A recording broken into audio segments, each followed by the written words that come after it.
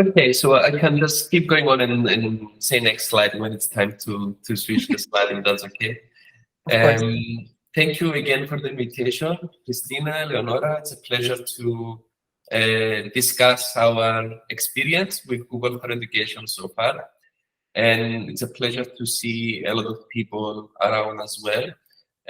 So my name is Andreas. I'm the academic coordinator of our MSc in Interaction Design program, which is a distance learning program at the Cyprus University of Technology. It's the first program we've had. It started in 2017, admitting its first students. And it's a very successful program. It has always been using Google for Education. Next slide, please. So a few things about the university, even though perhaps this is the crowd that has heard of CUT before. It's founded in 2004. It's one of the 3 state universities in Cyprus, the others being University of Cyprus and Open University. There's a bunch of numbers and rankings that I won't go through, but I will say that there's 7 faculties and 15 departments. It offers 15 undergraduate, 32 postgraduate, and 12 doctoral degrees. What I will be talking about today is a joint distance learning postgraduate program that we've been offering since 2017 with Tallinn University. And Tallinn University is also a university that uses Google Suite for Education, and that has been particularly helpful, and it's been also our inspiration and push, let's say, to adopt this approach in this program. And therefore, we deployed Google Workspace for Education from the beginning of the program.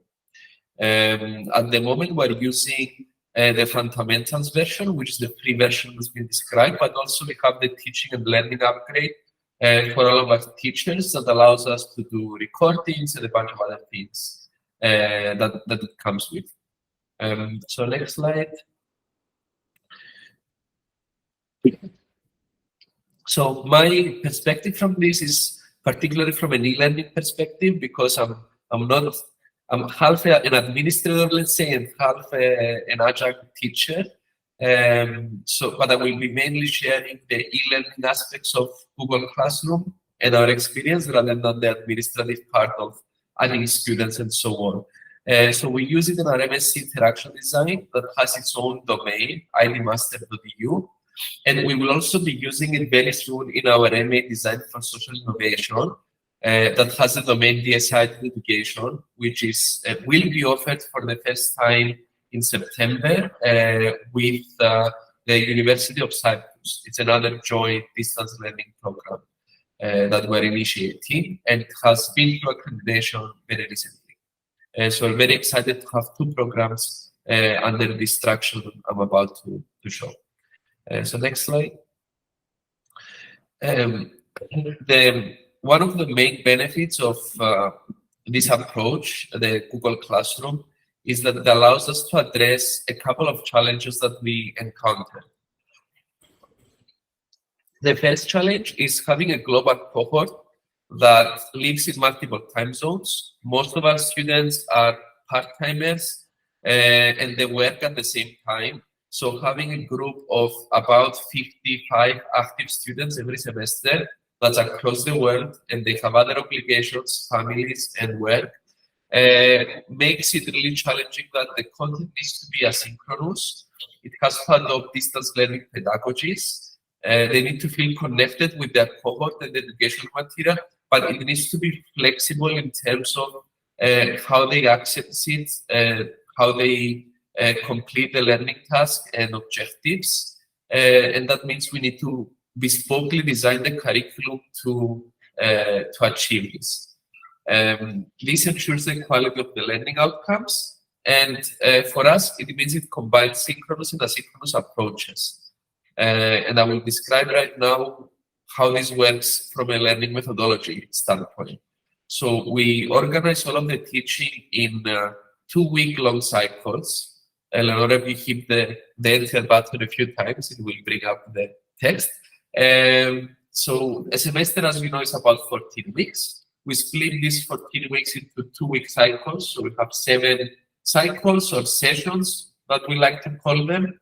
And at the beginning of each session, we introduce the new learning material in a number of different modes and modalities. There's text, there are videos, there's different resources, there's different small tasks to do, there is a larger assignment usually, and the students are free to engage with this material on their own time. They can do a little bit every day and they progress, or they can sit around the weekend and then do the whole chunk.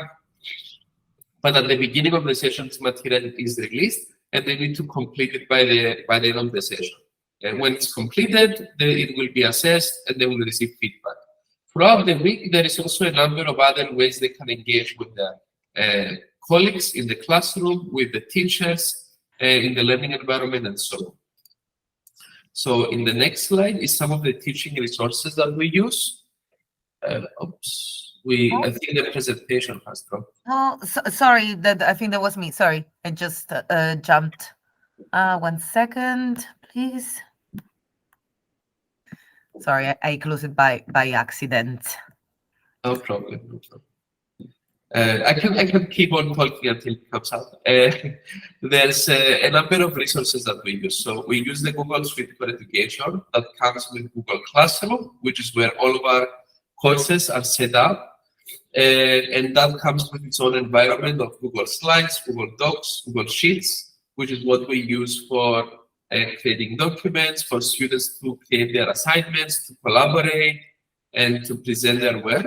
And we also use Google Meet, as here, to have synchronous meetings. We have maybe 2 or 3 synchronous meetings for every course throughout the semester. There will be an introductory synchronous meeting, final presentation, and something in the middle.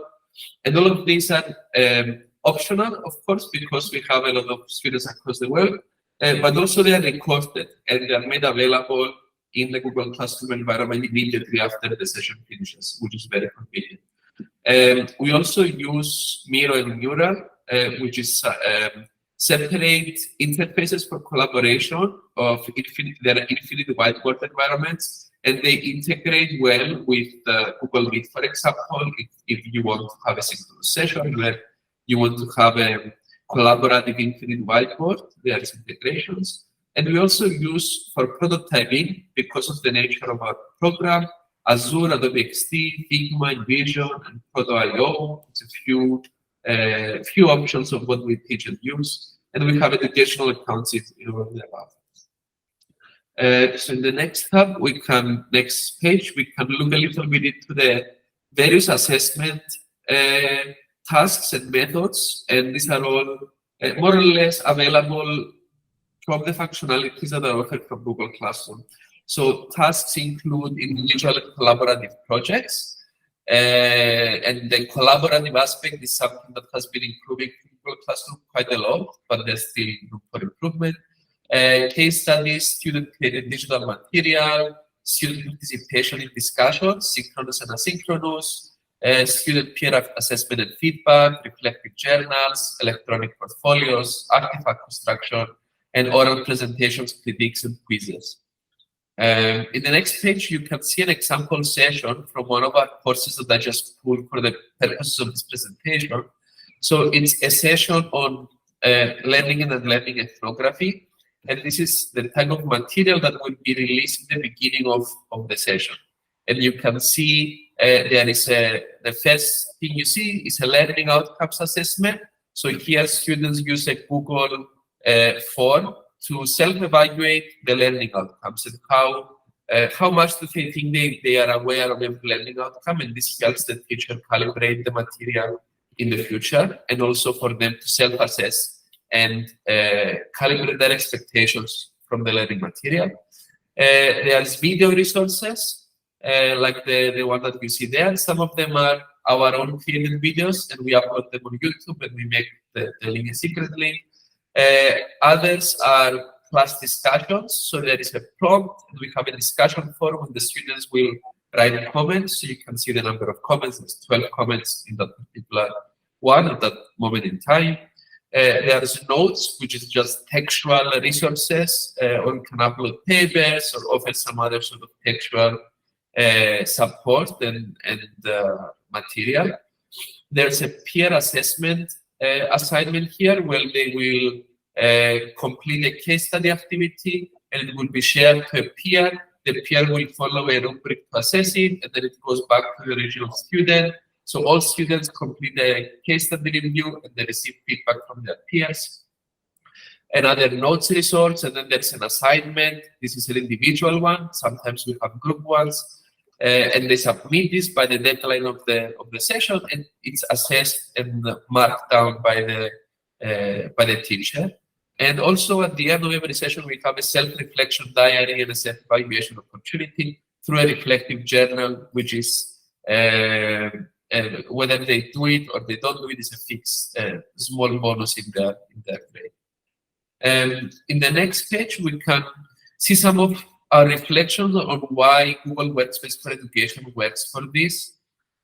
So it's not just a platform, it's a software essentially that allows the teachers to design, manage, and deliver content remotely. We have many teachers that have been doing this for the very first time. It's a very easy platform in comparison to, let's say, Moodle or something else.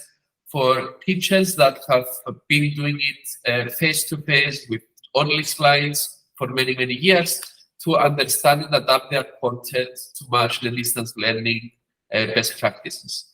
It allows us to integrate interactive tools, so problem-based learning, case studies, quizzes, and so on.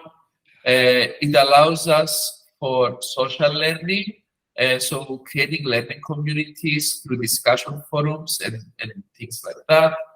It works very well with other tools we use in the program, and I spoke about this a few minutes ago. It allows us to share our experiences with a design-based master in other programs, and I talked about applying this into a new master program we will be initiating in September.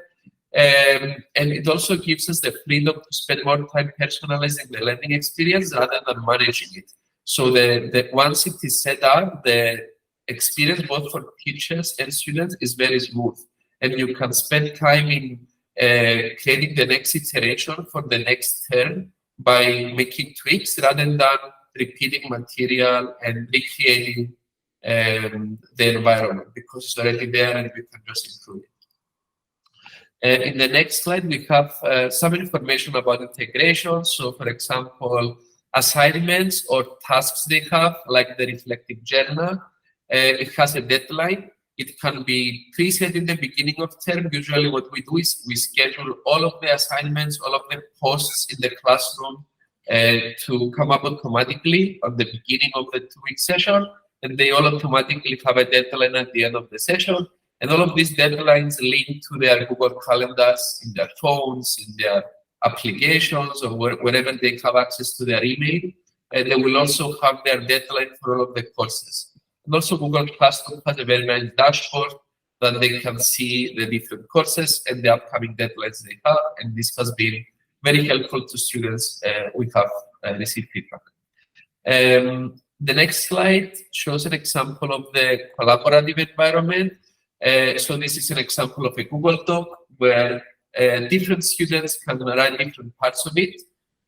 You as a teacher can see which student has written what, and also you can see history of when this material was put in, who spent how much time doing what, and this gives you a little bit of information or alerts in group work when there is a student that is not really contributing. You can go back and see whatever the student has contributed, and how much time they spend on each assignment, which is very helpful. Next slide. There is also great opportunities for real-time and responsive marking. So you can create comments within assignments, you can track changes while you are reviewing or writing feedback to a student, and that way they can follow your logic and your comments more clearly than just getting a block of text as feedback. So the feedback can be integrated within the assignment and within submissions. And my last slide for this brief session is what we have been exploring and developing.